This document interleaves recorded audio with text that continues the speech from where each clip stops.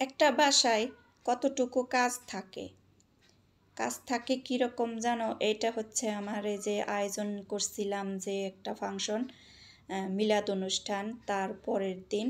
এই তো এগুলা একটু একটু করে বেশি রয়েছে, এখানে দই রয়েছে, ওখানে গরুর মাংসের ঝোল রয়েছে। আমাদের আর কি যা যা একটু একটু করে বেশি হয়েছে। এই তো এখন আমার সকালবেলার জার্নিটা শুরু হইলো। সকালটা আমার এই ঝাড়ু আর সব কিছু গুছাইতেই সময় চলে গেছে। আমাদের আর কোনো দিক তাকাইতে হয় না, সোজা ঝাড়ু আর থালা বাসন মাজার ছোবা হাতে নিয়ে দাঁড়াইতে হয়। বুঝছো আমি কি বলতে চাইছি? এই যে দেখো, কালকে যে আমাদের বাসায় যে অনুষ্ঠানটা হইল, মিলাদ অনুষ্ঠান, সবার হাত ধোয়া আর এই ধুলাবালি ফ্লোরটা ময়লা হয়েছে, অনেক ঝাড়ু দিয়ে পরিষ্কার করা লাগছে। এখন আমি বেসিংটা পরিষ্কার করে দিতেছি। হাত ধোয়া মানে তেল কেষ্টে, মানে চর্বি জাতীয় হাত ধুলে যে এরকম অবস্থা হয়, খারাপ হয়ে গেছে অনেক। আমার সকালটা অনেক খারাপ গেছে, অনেক সব কিছু সারতে আমি মানে অস্থির হয়ে গেছি। প্লেট বাটি ওগুলা সব অনেক জমা হয়ে গেছে। আমি বিছানাটা একটু টান টান দিয়ে ঠিক করে আর সব কাজে জয়েন হয়ে যাব।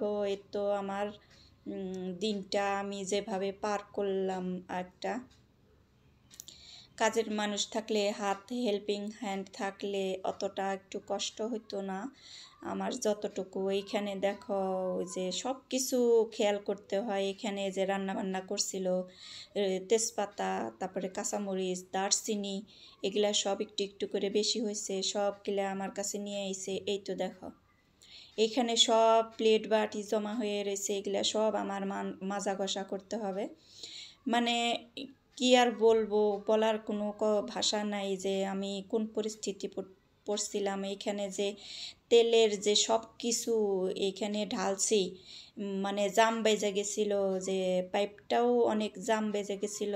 তখন একটু খুব কষ্ট করে জামটা ছোটাইতে হয়েছে, ঝাঁকিয়ে ঝাঁকিয়ে ময়লাগুলো আটকে গেছিল, পানিকে যাইতেছিল না। অনেক কষ্ট হয়েছে।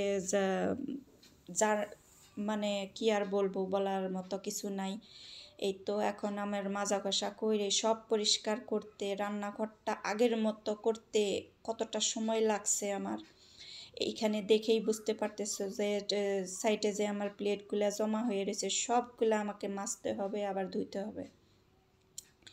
এই তো এই যে দেখো, এই অবস্থায় ছিল। এগুলা আমি এত বড় বড় হাঁড়ি পাতিল প্লেট বাটি বুটি সব মাইজা এখানে জমা করে নিছি। এখন ধুয়ে ধুয়ে উঠাইতেছি। এখন এইখানে আরেকজন একটা যদি হেল্প করতে, আগের দিন করছে, অনেকটাই ধোয়া হয়েছে আগের দিন। তা যেগুলা রাত্রে খাওয়া হয়েছে ওগুলাও রয়েছে, আবার দুপুরবেলা যে রান্নাবান্না হয়েছিল, হাঁড়ি পাতিল ডিশ ভাত ছিল অনেকগুলা, ওগুলা সব একটার থেকে আরেকটাই নামিয়ে রেখে বাটি বুটি ডিশ মিশ বড় বড় গামলা ওগুলা ধুইতে হয়েছে।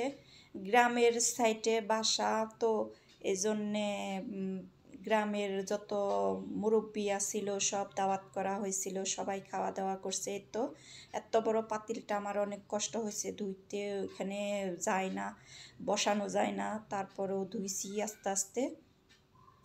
এই তো এখন একটু ধোয়াটা কমপ্লিট হয়েছে, এখন যাব অন্য কাজে। একটু খাবো, খাই নাই সকালে, খাই নাই, অনেক বেলা হয়ে গেছে। তো ভাত এখানে রাইস কুকারে গরম দিয়ে আমি সব গামলা টামলা ধুয়ে নিছি। এগুলা আগের দিনের ভাত, এগুলাই খাওয়া হবে আজকে, রান্না বান্না নাই তেমন একটা।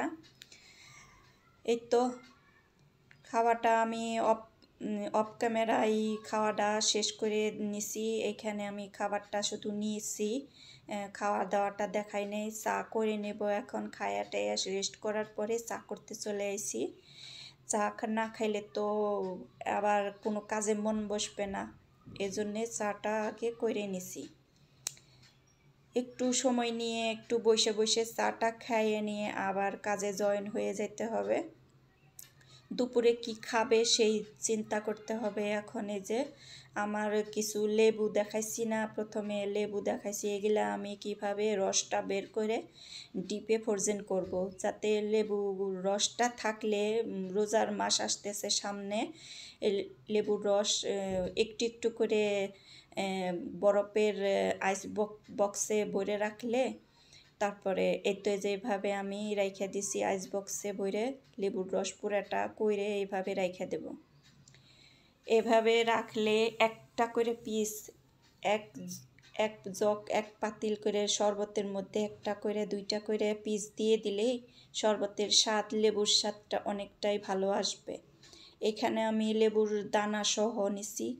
আর কিছু এই যে দেখো আমাদের এই শাক নিয়ে আইছে, বাবুর আব্বা যখন শাকটা নিয়ে আসলো তখন আমার দেখে খুব ভালো লাগলো। এখানে আমি শাকটা কাইটা কুটে নিতেছি, যে আগের দিন মাংস ভাত খাওয়া হয়েছে, আজকে শাক ভাত খাবো সিম দিয়ে। আর ছোট ছোট করে আলু কেটে আমি শাকটা ভাজি করে নেব। এই যে সিমগুলা দানা দানা বড় বড় বিচিয়ালা সিমগুলা আমি দেব, সুন্দর করে শাকটা ভাজি করব। এখানে তো শাক কাইটে এই যে সিম কাইটে সব কিছু রেডি করছি।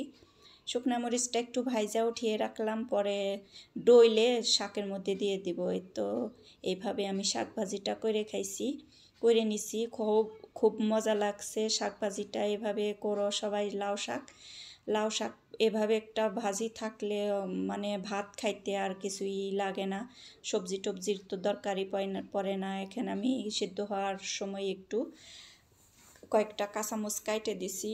এই তো শাকটা সিদ্ধ হয়ে শুকনা হয়ে গেছে, পরে আমি পেঁয়াজ দিয়ে বাগার দিয়ে এই যে শুকনা মরিচটা যে ডইলে রাখছিলাম ওইটা দিয়ে এখন শাকটা ভাজি করে নেব।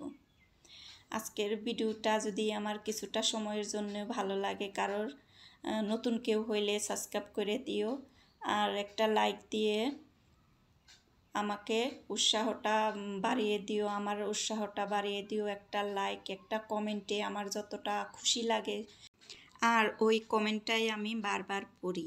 আজকে এই পর্যন্তই, ভালো থাকো সবাই। আসসালামু আলাইকুম, শুভকামনা রইল সবার জন্যে।